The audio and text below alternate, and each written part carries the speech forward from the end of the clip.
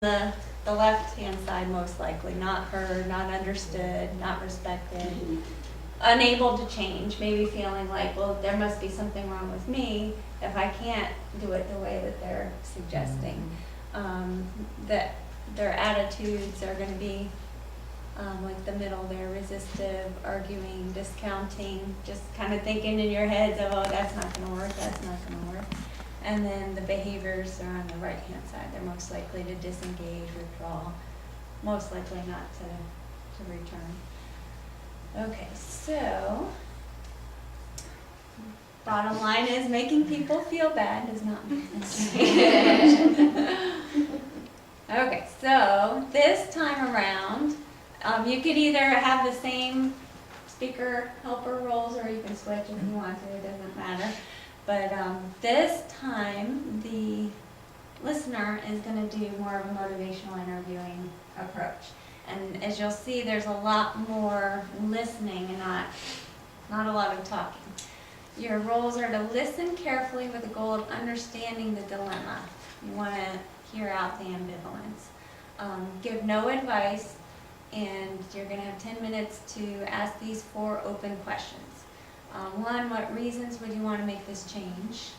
2, how might you go about it in order to succeed? So it's getting them to come up with some possibilities. What are the 3 best reasons for you to do it? And on a scale from 0 to 10, how important would you say that it is for you to make this change?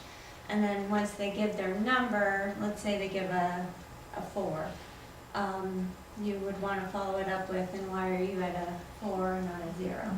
So kind of helping them, and we'll get into this a little bit further. You want to get them to start using change talk, which we'll go over, of their reasons why they're wanting to make a change.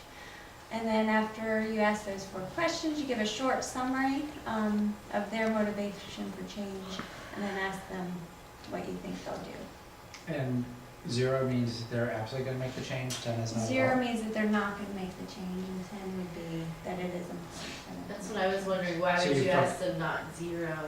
Because you want, like, let's say if they say a 4, then it is a little bit important to them. They So might it's say it letting or them see not. that they're not a 0, that they are. Right, you want them to verbalize their reasons of why it's important to them. And so, Put towards the scale.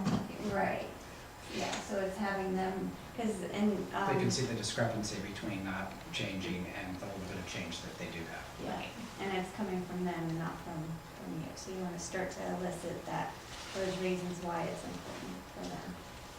All right, so this one will have a little bit longer to do.